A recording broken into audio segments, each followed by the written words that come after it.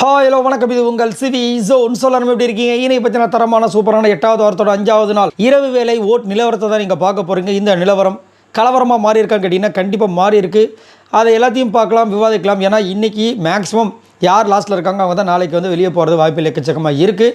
So அதை பார்க்கலாம். அதுக்கு முன்னாடி பார்க்குற எல்லோரும் நம்மளோட சேனலை சப்ஸ்கிரைப் பண்ணிட்டு பாருங்கள், லைக் பண்ணுங்கள், கமெண்ட் பண்ணுங்கள், ஹைப்பை தட்டி விடுங்க. நிறைய பேர் சப்போர்ட் பண்ணுங்க, ரொம்ப ரொம்ப நன்றி. இப்போ வாங்க அந்த வீடியோக்குள்ளே போகலாம். ஸோ அதுக்கு முன்னாடி இந்த Bigg Boss weekly task, school task சூப்பராக முடிஞ்சுது. கம்பேர் டு மற்ற சீசன்ஸில் கம்பேர் பண்ணும்போது இது ரொம்ப மொக்கையான ஒரு டாஸ்க்கு தான். பட் இருந்தாலும் அவங்களால என்ன பெஸ்ட்டாக கொடுக்க முடியுமோ அதை வந்துட்டு விக்ரம், விஜய், பார்வதி, அப்புறம் யாரை சொல்லலாம், அவளை தான் எனக்கு மைண்டில் வர்றது 2 பேர் தான். கொஞ்சோண்டு அங்கங்கே கமருதீன், கொஞ்சம் கொஞ்சமாக ஒரு சில பேர், அவ்வளோதான். பெருசாக வந்துட்டு யாரும் வந்து மனசை கவர்ந்த மாதிரி இல்லை. உங்களுக்கு யார் மனசை கவர்ந்துருக்காங்க அப்படின்னு சொல்லுங்கள். அதேமாதிரி ஒஸ்ட்டு பர்ஃபார்மன்ஸில் வந்துட்டு கானா வினோத் அண்ட் எஃப்ஜேவை வந்துட்டு இவங்க போட்டவனே பிக் பாஸ் வந்து 200 மாலைகளை வந்து கிரியேட் பண்ண வேண்டும் அப்படின்னு, அதுவும் ஊசி இல்லாமல் வெறும் நூலை வச்சே மணியெல்லாம் கோக்கணும்னா எப்படிங்க முடியும்னா, அவங்க உள்ளே போய் ஓபி அடிக்கிறதுக்கு இதையாவது பண்ணட்டும் அப்படின்ற மாதிரி ஒரு விஷயத்த பண்ணியிருக்காங்களே. இதை பற்றி என்ன நினைக்கிறீங்க? மறக்காமல் கமெண்ட்ஸ் பண்ணுங்கள். இப்போ வாங்க அந்த அனாலிசிஸ்குள்ளே போகலாம். ஃபர்ஸ்ட் பிளேஸில் யார் இருக்கா அப்படி பார்த்தீங்கன்னா விக்ரம் இருக்காரு. இவர் எவ்வளோ ஓட்ஸ் வாங்கியிருக்காரு அப்படி பார்த்தீங்கன்னா 1,05,026 ஓட்ஸ் வாங்கியிருக்காரு. ஓட்டிங் பர்சன்டேஜ் பார்த்தீங்கன்னா 15.7. விக்ரம் என்னதான் ஃபர்ஸ்ட்ல இருந்தாலும் என்னுடைய மனசில் எப்பயுமே இருக்கிறது விஜய், பார்வதி மட்டும்தான். பட் இருந்தாலும் இங்கே வந்து ஃபர்ஸ்ட்டில் வந்து விக்ரம் இருக்கிற காரணத்தினால நான் கண்டிப்பாக வந்து விக்ரம் பற்றி சொல்லி தான் ஆகணும்.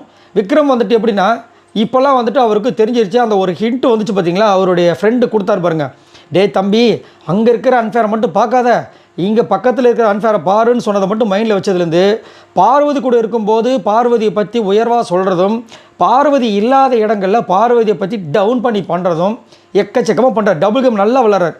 நீங்கள் நோட் பண்ணிங்கன்னா தெரியும். இன்றைக்கி கூட ஒரு பாட்டு க்ரியேட் பண்ண மாதிரி க்ரியேட் பண்ணியிருப்பாங்க. அது ஆனால் அவர் எழுதலை. அதில் பார்த்தீங்கன்னா ஸ்டார்டிங் விஜய் பார்வதியை கலாய்க்கிற மாதிரி வச்சு செஞ்சுட்டு முடியும் போது விஜய் பார்வதி ப்ரைஸ் பண்ணிட்டாங்க. அதேமாதிரி நேற்று ஃபுல்லாக வந்து விஜய் பார்வதி கூட உட்காந்து நைட்டெல்லாம் உட்காந்துருப்பார். இவங்க என்ன நினச்சிருப்பாங்க, ஆனால் நம்மளுக்காக உட்காரான்னு நினச்சிருப்பாங்க. கிடையாது. கடைசியில் வந்துட்டு என்ன பண்ணிட்டாங்கன்னா, அது ப்ராங்காக இருந்தாலும் இவர் வந்து அந்த கிரெடிட் தட்டிட்டு போனார். இருந்தாலும் உட்காந்து எல்லாத்தையும் எழுதினார். என்னென்னா ஸ்கோர் பண்ணுறதுக்கு ட்ரை பண்ணுறாப்புல.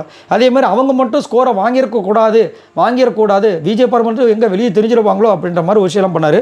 அதே மாதிரி நேற்று வந்து விஜய் பார்வதிக்கு சப்போர்ட் பண்ணுற மாதிரி சப்போர்ட் பண்ணிட்டு ஒரு பக்கம் விஜய் பார்வதி எல்லா இடங்களில் சொல்கிறாரு. அவங்கன்னா 3 இடத்துல 3 விதமாக அழுகுறாங்க. இந்த அழுகை நம்ம எப்படி நம்புறோம்? ஏயா 3 இடத்துல 3 வாட்டி எழுதாலும் 3மே அழுக தானே. நீங்கள் ஏதோ கஷ்டப்படுத்துறது தானே அவங்க அழுதாங்க. நீங்கள் படுத்தின கஷ்டம் உங்களுக்கு தெரியல, அவங்க அழுகையில் தான் உங்களுக்கு டவுட்டு. என்னத்தை சொல்ல. 2வது பிளேஸ் பார்த்தீங்கன்னா நம்மளுடைய விஜய் பார்வதி இருக்காங்க. வீரமங்கை விஜய் பார்வதி. இவங்க எவ்வளோ ஓட்ஸ் வாங்கியிருக்காங்க அப்படி பார்த்தீங்கன்னா 89,973 ஓட்ஸ் வாங்கியிருக்காங்க. ஓட்டிங் பர்சன்டேஜ் பார்த்தீங்கன்னா 13.45. விஜய் பார்வதி டாஸ்க்குனா எப்படி ஆடணும், டாஸ்க்கில் எவ்வளோ இன்வால்மெண்ட் காட்டணும், டாஸ்க்குக்கு எவ்வளோ உண்மையாக இருக்கணும், எவ்வளோ நேர்மையாக இருக்கணும், டாஸ்க்கை எப்படிலாம் வந்து மக்களுக்கு பிடிச்ச மாதிரி கொண்டு போகணும். நமக்கு பிரச்சனையை விட டாஸ்க்கு எப்படி சூப்பராக பண்ணால் நல்லா போகும். ஏன்னா ஒரு சில பேர் என் பேர் கெட்டு போய்டும் போ அப்படின்னு இல்லாமல் என் பேர் கெட்டு போனாலும் பரவாயில்ல, டாஸ்க்கை நான் இன்ட்ரெஸ்ட்டாக எடுத்துகிட்டு போவேன் அப்படின்னு ஒரு டாஸ்க்குக்கும் உயிரை கொடுத்து பண்ணுறாங்க பார்த்தீங்களா. ஒரு சில பேர் சொல்லுவாள், அதில் விஜய் பார்வதி வந்தாச்சு. அதேமாதிரி இன்றைக்கி வந்து ஒரு எக்ஸஷன் டூர் வச்சுருந்தார் பிக் பாஸ். அதில் பார்த்தீங்கன்னா அதிகப்படியாக விஜய் பார்வதி வந்தது செம மாதம் இருந்துச்சு. இதுலேருந்தே தெரியும் நீங்கள் மேக்ஸிமம் வந்துட்டு அந்த கப்போடு இந்த பொண்ணை கனெக்ட் பண்ணுறதுக்கு ஒரு சான்ஸ் மாதிரி தான் பிக் பாஸ் அரேஞ்ச் பண்ணியிருக்காங்க. ஏன்னா மற்றவங்க யாரும் எதுவும் பண்ணலான்றதுக்கு இது ஒரு சான்று. ஸோ விஜய் பார்வதி வேறு லெவலில் பண்ணாங்க. இன்னொன்று இந்த எஃப்ஜேவால் தான் அந்த பெஸ்ட் பர்ஃபார்மன்ஸில் தான் அவங்களோட விஷயங்கள் போச்சு. உங்களோட கருத்துக்களை சொல்லுங்கள். 3வது பிளேஸ் பார்த்தீங்கன்னா திவ்யா இருக்காங்க. இவங்க எவ்வளோ ஓட்ஸ் வாங்கியிருக்காங்க அப்படின்னு பார்த்தீங்கன்னா 77,494 ஓட்ஸ் வாங்கியிருக்காங்க. ஓட்டிங் பர்சன்டேஜ் பார்த்தீங்கன்னா 11.58. திவ்யா இன்று முதல் ட்ரிகர் திவ்யா, காண்டு திவ்யா இப்படின்னு அழைக்கப்படலாம். ஏன் அப்படின்னா ஃபுல்லாக வெஞ்சன்ஸ். எதுக்கு இல்லை, ஏதாவது உங்கள் சோத்தில் ஏதாவது வெஞ்சனை ஏதாவது வச்சு விட்டாங்களா, உங்கள் சாப்பாடு ஏதாவது பிரச்சனை பண்ணாங்களா, இல்லை உங்கள் பொழப்பை ஏதாவது கெடுத்தாங்களா, எதுக்கு வந்ததுலேருந்து விஜய் பார்வதி இவ்வளோ காண்டாக இருக்கீங்க? அது என்னென்னா ஃபஸ்ட்டு ஞாபகம் இருக்குங்களா, ஒரு வாட்டி 2 பேருக்கு சண்டை வந்துச்சுல்ல, அதில் விஜய் பார்வதி மேலே தப்பு இருக்குது, அதை இன்னும் ஞாபகம் வச்சுருக்காங்க. புரியுதுங்களா? அதனால தான் பேக்கேஜ் திவ்யா அப்படியும் பேர் வைக்கலாம். ஃபுல்லாக அதுக்குன்னு இப்படியா அப்படியே ப்ரைஸ் பண்ணுற மாதிரி ப்ரைஸ் பண்ணுறதும், காலையில் வந்து எவ்வளோ கேவலமாக பேசுகிறாங்க தெரியுமா, இரிட்டேட் மேலே இரிட்டேட் பண்ணிகிட்டே இருக்காங்க. என்னத்தை சொல்ல. 4வது பிளேஸ் யார் இருக்கா அப்படி பற்றி நம்மளுடைய கமருதீன் இருக்கார்.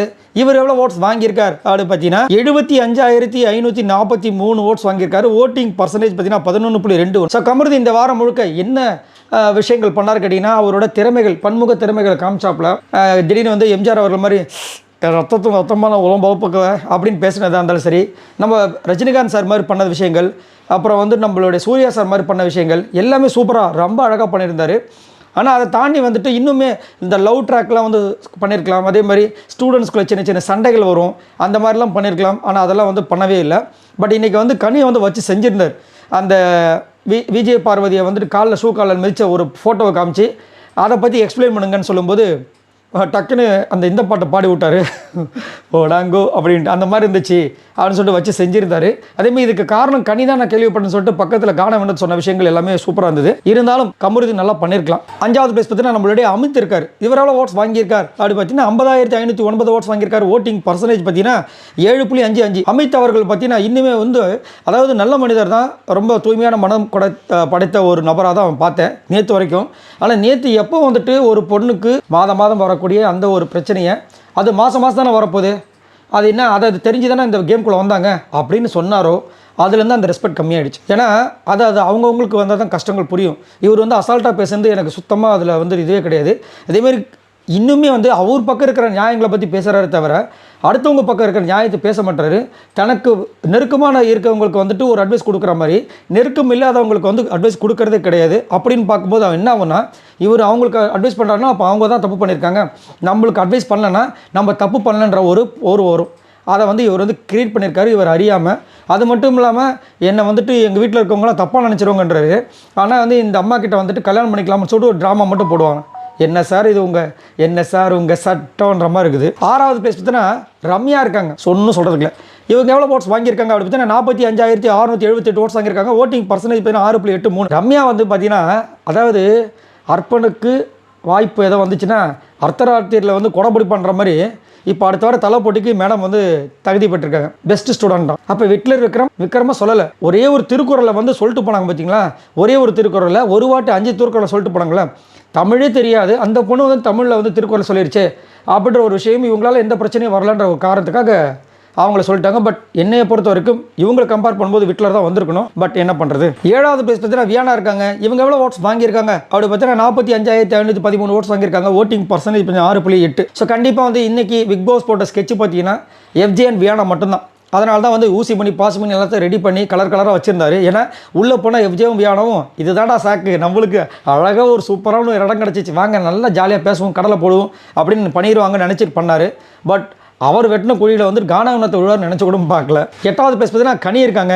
இவங்க எவ்வளோ ஓட்ஸ் வாங்கியிருக்காங்க அப்படி பார்த்தீங்கன்னா 45,083 ஓட்ஸ் வாங்கியிருக்காங்க. ஓட்டிங் பர்சன்டேஜ் பார்த்தீங்கன்னா 6.74. இன்றைக்கி விஜய் பார்வதியை பற்றி புகழ்ந்து பேசுகிறாங்க. அதாவது முதல்ல வந்து கலாச்சி பாட்டு பாடிட்டு இருந்தாங்க எல்லாருமே சேர்ந்து. அதுக்கப்புறம் வந்துட்டு நீங்கள் ரெண்டே இல்லாமல் ஓனராக ஆகிட்டீங்க எங்களுடைய ஹார்ட்டுக்குள்ளேன்னு பாட ஆரம்பித்தோடனே ஜூம் பண்ணுறாங்க. ஸ்ட்ரைட்டாக எங்கடா ஜூமிங் எங்கேயோ வளைஞ்ச போதுன்னு பார்த்தா கனியோட மூஞ்சை காமிக்கிறாங்க. கனி வந்துட்டு அப்படியே ரசக்கனியாக மாறி ஹான்னு பார்க்குறாங்க. அவ்வளோ கோவமா அவனுக்கு, ஏமா உங்களுக்கு விஜய் பார்வதி மேலே அவ்வளோ காண்டு அப்படின்னா என்னை விட நல்லா பர்ஃபார்மன்ஸ் பண்ணுறாங்களே அப்படின்றாங்க. ஓ அப்படி சொல்ல வரீங்களா, அதுக்கு நீங்களும் பண்ணியிருக்கலாமே. அதுவும் இல்லாமல் இன்றைக்கி பெஸ்ட்டு பர்ஃபார்மன்ஸை பெஸ்ட்டு டீச்சர் யாரை சொல்லுங்கன்னா ஒரு சில பேர் கனியவன் சொல்லிட்டு போகிறாங்க. இதில் இன்னொரு ஹைலைட் இருக்குன்னு தெரியுங்களா, இவங்க ஆல்ரெடி தமிழ் லிட்ரேச்சராக இருந்திருக்காங்க. அதை தெரிஞ்சே இவங்களுக்கு தமிழை வந்துட்டு ஆசிரியராக கொடுத்துருக்காங்க.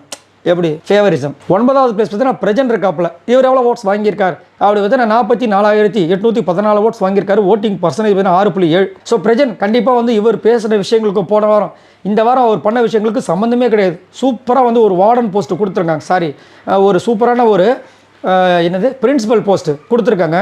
அதை செம்மையாக போன பார்த்தீங்கன்னா ரொம்ப மோசமாக பண்ணியிருந்தார், ரொம்ப மொக்கையாக பண்ணியிருந்தார். சாண்ட்ரா வந்து இன்றைக்கி என்ன சொல்கிறாங்க, பெஸ்ட்டு டீச்சர் யார் அப்படின்னா பிரஜனா.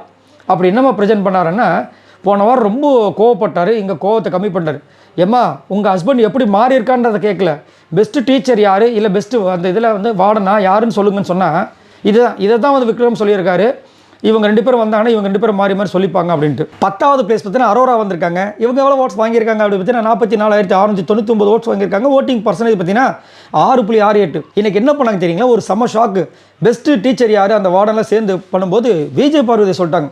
என்னென்னா மக்கள் பாயிண்ட் ஆஃப் வியூவில் வந்து யோசிங்கன்னு சொல்லிட்டு பிக் பாஸ் சொன்ன காரணத்தினால அவங்களுக்கு என்ன மைண்டுக்குள்ளே வந்துருச்சுன்னா, என்னையை வந்துட்டு தங்கம் செல்லன்னு என் கனவுல கூட நினைக்கல விஜய் பார்வதி என்ன சொல்லுவாங்கன்ட்டு. நைட்டு தூங்கும்போது குட் நைட் ஹக்லாம் பண்ணாங்க. இதெல்லாம் வந்துட்டு கண்டிப்பாக மக்கள் ரசிச்சிருப்பாங்க, என்ன இவங்க 2 பேரும் ஒன்று சேர்ந்துட்டாங்களா அப்படின்ட்டு. ஸோ அதனால் நான் விஜய் பார்வதியை சொல்கிறேன் அப்படின்ற மாதிரி சொல்லிட்டு போனாங்க. ரைட்டு. ஆனால் நேரத்தை பார்த்தீங்களா, நல்லா ஸ்ட்ராங்காக இருந்தவங்க டபால்னு வந்துட்டு 10வது பிளேஸில் வந்திருக்காங்க. ஒருவேளை இவங்க போயிடுவாங்களோ. லாஸ்ட்டாக பார்த்தீங்கன்னா சாண்ட்ரா வந்திருக்காங்க. நினச்சி கூட பார்த்துருக்க மாட்டாங்க. ஸோ சாண்ட்ரா எவ்வளோ ஓட்ஸ் வாங்கியிருக்காங்க அப்படி பார்த்தீங்கன்னா 44,629 ஓட்ஸ் வாங்கியிருக்காங்க. ஓட்டிங் பர்சன்டேஜ் பார்த்தீங்கன்னா 6.67. டாப்பில் இருந்தவங்க ஒரு 2 வாரத்தில் பாட்டமில் வந்திருக்காங்கன்னா அதுக்கு முழுக்க காரணம் பார்த்தீங்கன்னா டாப்பில் இருக்கும்போது அவங்க பண்ண பர்ஃபார்மன்ஸில் அவ்வளோ விஷயங்கள் இருந்துச்சு. போக போக அவங்களே கம்மி பண்ணிட்டாங்க. எனக்கு என்ன தோணுதுன்னா, இப்போ ஹஸ்பண்ட் அண்ட் ஒய்ஃப் 2 பேருமே வந்திருக்காங்க. குழந்தைகள், சின்ன குழந்தைகள், அவங்கள பார்த்துக்கிறதுக்கு கண்டிப்பாக அப்பா இருக்கிறோ இல்லையா அம்மா கண்டிப்பாக இருக்கணும். அப்படின்னு இருக்கும்போது இது வந்து உள்ளே வரும்போதே ஒரு பிளானாக இருந்திருக்கும்னு நினைக்கிறேன். பிரஜனையும் சாண்ட்ராவும் உள்ளே அனுப்பிட்டு திட்டுற மாதிரி திட்டி சாண்ட்ரா நல்ல ஒரு பிரளயத்தை ஏற்படுத்தி, போதுமா நீங்கள் வந்ததுக்கு வேலை முடிஞ்சது, இது ஒரு mission completed, you go your home, I will take care அப்படின்னு சொல்லிட்டு பிக் பாஸ் வந்து பிரஜனை வச்சு டாப் 5ல் கூப்பிட்டு உட்கார வைப்பாரோ அப்படி மாதிரி தோணுது. உங்களுக்கு என்ன தோணுன்னு சொல்லுங்கள். ஸோ ஏன்னா விஷயங்கள் அப்படி தான் இருக்குது. அந்த ஸ்டார்டிங்கில் அவ்வளோ விஷயங்கள் பண்ணாங்க, ப்ராங்க்லாம் என்னென்ன பண்ணாங்க. ஆனால் இந்த வாட்டி எதுக்கு இந்த ஸ்கூல் டாஸ்கில் எதுவுமே பண்ணலை யோசிச்சு பாருங்கள். ஸோ இவங்க எல்லோரும் மொத்தமாக வாங்கின ஓட்ஸ் இது வரைக்கும் பார்த்தீங்கன்னா 6,68,961 ஓட்ஸ் வாங்கியிருக்காங்க. ஸோ இந்த வாரம் கண்டிப்பாக வந்து எனக்கு தெரிஞ்சு சாண்ட்ரா போகிறதுக்கு வாய்ப்புகள் 99% இருக்குன்ற மாதிரி தோணுது. இல்லைனா நவருங்க, நான் இருக்கும்போது என்னன்னு சொல்லிட்டு அரோரா போனாலும் வாய்ப்பு இருக்குது, எக்கச்சக்கமான இருக்குது. ஸோ உங்களோட கருத்துக்களை சொல்லுங்கள். மறக்காம நம்மளோட சேனலை சப்ஸ்கிரைப் பண்ணிட்டு பாருங்கள். பாய் நண்பர்.